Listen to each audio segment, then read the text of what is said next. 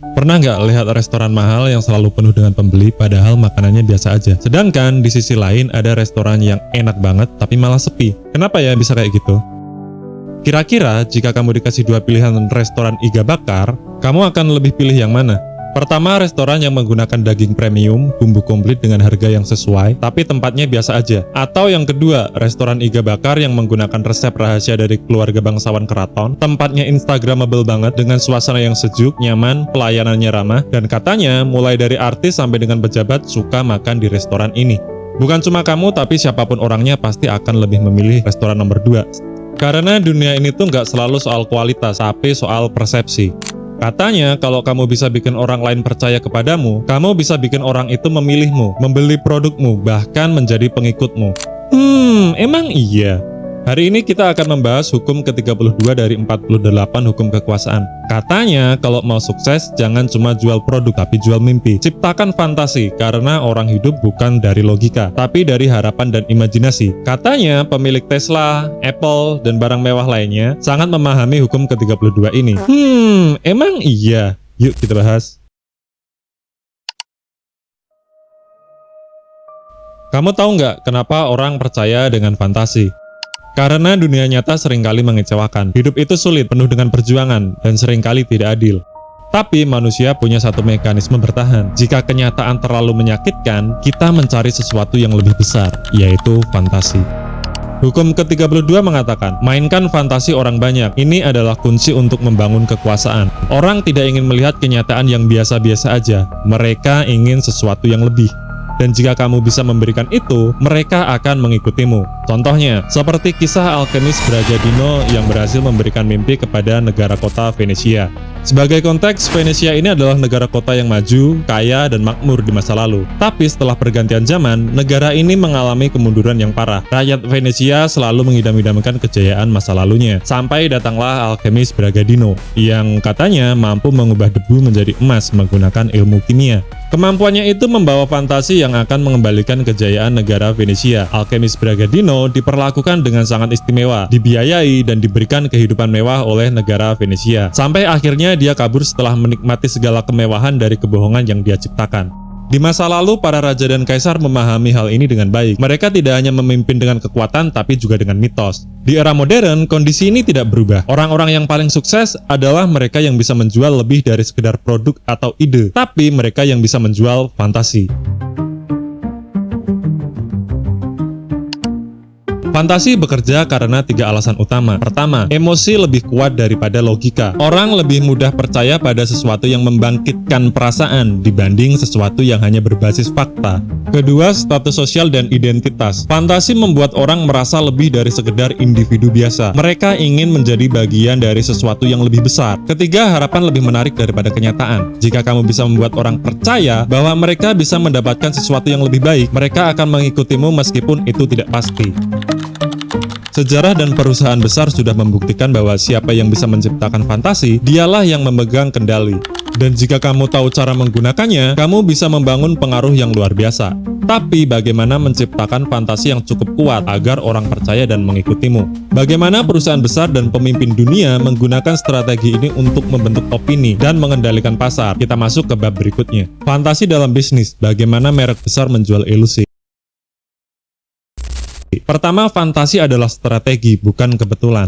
Apple, Tesla, dan merek mewah seperti Louis Vuitton tidak sekedar menjual barang. Mereka memahami bahwa kekuatan terbesar adalah kendali atas imajinasi. Mereka sengaja menciptakan cerita, mitos, dan ilusi yang membuat orang percaya bahwa mereka bukan hanya membeli produk, mereka membeli identitas, status, dan mimpi. Contohnya Apple. Steve Jobs bukan hanya seorang inovator, dia adalah seorang storyteller yang ulung. Apple tidak hanya mengembangkan teknologi, tapi juga menciptakan narasi bahwa mereka adalah simbol inovasi dan eksklusivitas. Pertama, penggunaan simbolisme. Setiap iklan Apple menggambarkan produknya sebagai revolusi. Produk Apple bukan hanya alat, tapi bagian dari pergerakan. Kemudian membangun mitos tentang inovasi. Banyak fitur di Apple sebenarnya bukan yang pertama di industri, tapi Apple memasarkannya seolah-olah mereka adalah pelopor. Mereka mengontrol narasi sehingga orang percaya bahwa mereka selalu terdepan. Apple memahami bahwa manusia tidak membeli produk, mereka membeli perasaan. Dan selama ilusi itu hidup, pelanggan mereka akan tetap setia. Kemudian Tesla dan Elon Musk menjual masa depan. Orang percaya bahwa membeli Tesla berarti menjadi bagian dari revolusi yang lebih besar. Padahal banyak janji dari Elon Musk yang belum menjadi kenyataan. Tesla tidak hanya mengandalkan teknologi, tapi juga menciptakan cerita besar tentang bagaimana mereka akan mengubah dunia. Elon Musk diposisikan sebagai jenius eksentrik yang mirip dengan karakter dalam fiksi ilmiah. Dia membuat orang percaya bahwa dia adalah Tony Stark di dunia nyata. Kemudian Tesla seringkali menjanjikan fitur masa depan, seperti mobil full self-driving dan lain-lain. Janji itu membuat pelanggan merasa bahwa mereka sudah memiliki mobil masa depan, meskipun teknologinya belum sempurna. Elon Musk memahami bahwa daya tarik terbesar bukanlah produk, tapi cerita yang membungkusnya, dan cerita yang paling kuat adalah tentang masa depan yang lebih baik. Kemudian LV, fantasi kemewahan yang dikendalikan secara sadar. Fantasi tidak hanya digunakan dalam teknologi, tapi juga dalam industri kemewahan. Polanya masih sama, mulai dari menciptakan eksklusivitas, kemudian mengasosiasikannya dengan status sosial, dan sebagainya. Di dunia bisnis, harga bukan sekedar angka. Harga adalah bagian dari cerita. Semakin tinggi harganya, semakin kuat fantasi yang harus diciptakan. Buku ini menjelaskan bahwa orang tidak ingin kebenaran yang membosankan. Mereka ingin cerita yang luar biasa, sesuatu yang bisa mereka percayai dan ikuti. Dan ini bisa dijelaskan dengan ilmu psikologi. Kenapa orang begitu mudah percaya pada fantasi? Pertama, ilusi kontrol. Ketika seseorang membeli sesuatu yang memiliki cerita besar, mereka merasa seperti bagian dari sesuatu yang lebih besar daripada diri mereka sendiri. Kemudian keinginan untuk identitas. Merek seperti Apple dan Tesla, mereka memberikan identitas. Yang ketiga, ekspektasi yang mengalahkan realitas. Bahkan jika sebuah produk tidak sebaik yang dijanjikan, fantasi yang dibangun tetap membuatnya terasa berharga. Orang tidak membeli kenyataan, mereka membeli cerita yang membuat mereka merasa lebih penting, lebih eksklusif, atau lebih istimewa. Inilah kekuatan dari hukum ke-32. Jika dalam bisnis, fantasi digunakan untuk membuat orang membeli produk. Dalam politik, fantasi digunakan untuk mendapatkan kekuasaan. Bagaimana para pemimpin dunia menggunakan strategi ini untuk mengendalikan massa? Kita masuk bab berikutnya. Fantasi dalam dunia politik, ilusi yang menggerakkan massa. Dalam politik, kebenaran seringkali kalah dengan cerita yang lebih menarik.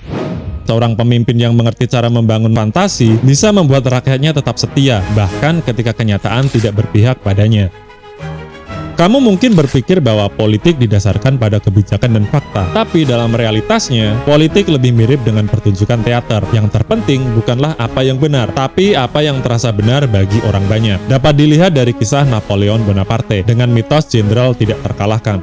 Napoleon tidak hanya menang di medan perang, tapi juga dalam menciptakan legenda tentang dirinya sendiri. Dia membangun citra sebagai pemimpin rakyat, seorang jenderal yang naik ke tampuk kekuasaan bukan berdasarkan darah bangsawan, tapi karena kejeniusannya.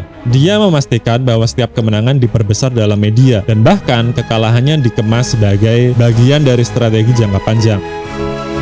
Selain itu, dia menggunakan simbolisme dengan hati-hati. Mulai dari mahkotanya, pakaiannya, hingga cara dia berbicara, semuanya dirancang untuk menanamkan kesan bahwa dia adalah pemimpin yang tidak tergantikan. Dengan membangun mitos ini, dia membuat rakyatnya tetap percaya, bahkan ketika kenyataan mulai berbalik melawannya. Kemudian Franklin D. Roosevelt, fantasi harapan di tengah depresi. Tidak semua fantasi dalam dunia politik digunakan untuk menaklukkan atau menindas. Kadang-kadang, fantasi digunakan untuk menyelamatkan rakyat dari keputusasaan. Pada tahun 1930-an, Amerika Serikat menghadapi depresi besar, ekonomi runtuh, bank-bank bangkrut, dan jutaan orang kehilangan pekerjaan. Di tengah kehancuran ini, Franklin muncul dengan janji-janji perubahan. Dia memperkenalkan The New Deal, sebuah program ekonomi yang menjanjikan pemulihan dan lapangan kerja. Meskipun banyak kebijakan yang tidak langsung membawa hasil nyata, rakyat tetap percaya karena Roosevelt membungkusnya dengan narasi bahwa Amerika sedang dalam perjalanan menuju kebangkitan. Dia tidak hanya menawarkan solusi, tapi juga harapan. Roosevelt juga memahami bahwa ketakutan adalah musuh terbesar di masa krisis. Untuk melawan ini, dia memanfaatkan media dengan sangat cerdas melalui pidatonya di radio. Dengan nada suara yang tenang dan bahasa yang sederhana, dia membuat rakyat merasa bahwa mereka sedang berbicara langsung dengan pemimpinnya. Padahal, kenyataannya situasi ekonomi tetap sulit dan kebijakan Roosevelt masih dalam tahap eksperimen. Ketika Perang Dunia Kedua dimulai, Roosevelt membentuk fantasi baru, demokrasi versus tirani. Dia tidak hanya mengajak rakyat Amerika berperang, tapi menjual ide bahwa mereka adalah pahlawan yang harus menyelamatkan dunia dari kegelapan. Dengan narasi ini, dia membangkitkan rasa nasionalisme yang kuat, membuat rakyat rela berkorban dan mendukung perang. Roosevelt membuktikan bahwa dalam politik, kebenaran bisa dinegosiasi, tapi harapan adalah senjata yang jauh lebih kuat. Jika fantasi digunakan oleh para pemimpin untuk mengendalikan massa, apakah kita bisa menggunakannya dalam kehidupan pribadi? Bagaimana kita bisa membangun citra yang membuat orang percaya pada kita? Sekarang kita masuk ke bab 4. Bagaimana kita bisa menggunakannya? Menurutmu, apakah aku... Pernah nggak sih kamu lihat seseorang yang terlihat keren, sukses, atau berwibawa, tapi begitu kenal lebih dalam, kamu sadar dia nggak sehebat itu? Kira-kira kenapa ya bisa begitu?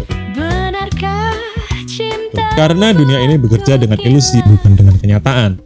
Coba pikirkan, kenapa seseorang yang tampil percaya diri sering lebih dipercaya, padahal ilmunya biasa-biasa aja? Kenapa orang lebih suka motivator yang ngomongnya berapi-api, meskipun isinya cuma omong kosong? Kemudian kenapa influencer yang kelihatan hidupnya glamor bisa lebih didengar dibanding ahli yang beneran paham?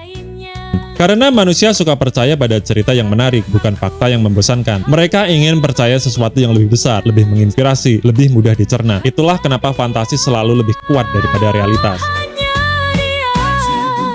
Bagaimana menggunakannya dalam karir?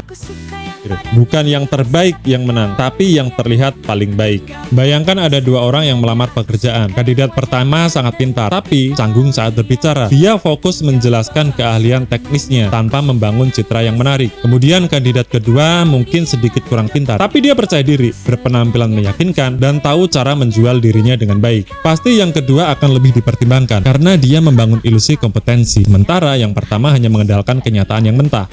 Di dunia kerja, skill memang penting, tapi persepsi lebih penting. Kalau kamu bisa membangun citra sebagai seorang yang kompeten dan karismatik, kamu akan lebih cepat naik jabatan, lebih didengar, dan lebih dihormati. Kemudian bagaimana menggunakannya dalam hubungan sosial?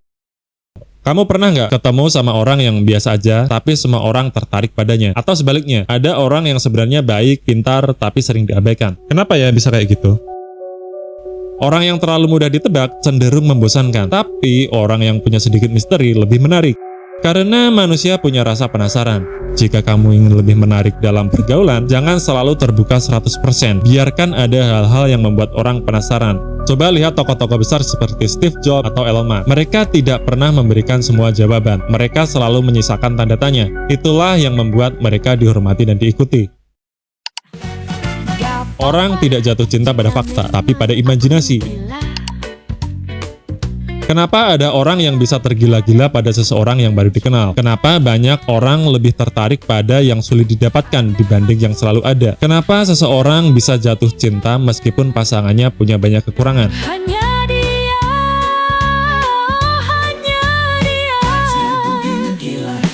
Karena dalam percintaan, orang tidak melihat realita. Mereka melihat fantasi yang mereka ciptakan tentang pasangannya. Banyak orang berpikir bahwa untuk menarik perhatian lawan jenis, mereka harus membuktikan siapa diri mereka sebenarnya. Tapi kenyataannya, daya tarik lebih sering datang dari ilusi. Jika kamu terbuka dan selalu tersedia, orang akan kehilangan rasa penasaran. Tapi jika kamu bisa membangun citra yang menarik, sedikit misterius, dan memberi mereka sesuatu untuk dibayangkan, daya tarikmu akan sangat meningkat. Ini bukan soal manipulasi, tapi memahami bagaimana psikologi manusia bekerja. Kesimpulannya, gunakan dengan bijak atau menjadi korban. Fantasi bukan hanya alat bagi para pemimpin besar atau mereka yang terkenal. Di kehidupan sehari-hari, orang yang memahami cara membangun fantasi akan lebih dihormati, lebih diinginkan, dan lebih sukses. Kamu bisa membiarkan dunia membentuk persepsi tentang dirimu, atau kamu yang membentuknya sendiri. Emang iya?